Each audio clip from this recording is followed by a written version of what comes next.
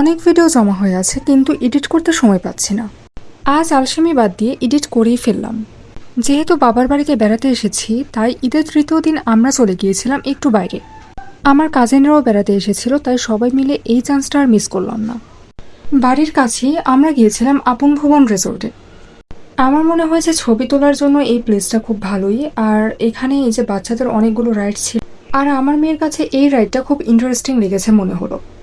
পুরো রিসোর্টের যে এরিয়া সেটা কিন্তু বেশ বড়, তাই বাচ্চারা থেকে শুরু করে বড়রাও কমফোর্ট জোন নিয়ে ঘুরতে পারবে।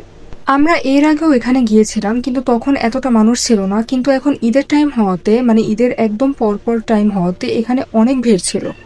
কিন্তু প্লেসটা বেশ বড় হওয়াতে তেমন একটা রাশ মনে হয়নি। সেদিনের আকাশটা এত বেশি সুন্দর ছিল, এটারও একটা ভিডিও নিয়ে নিলাম। বড়দের কাছে কেমন লাগবে জানি না, তবে বাচ্চারা কিন্তু এই প্লেসে গিয়ে অনেক এনজয় করেছে। একদম সন্ধ্যার আগে আগে আমরা বের হয়ে গিয়েছিলাম। পুবাইল গাজীপুরের এই রিসোর্টটাতে কেউ কি কখনো এসেছেন জানাবেন তো।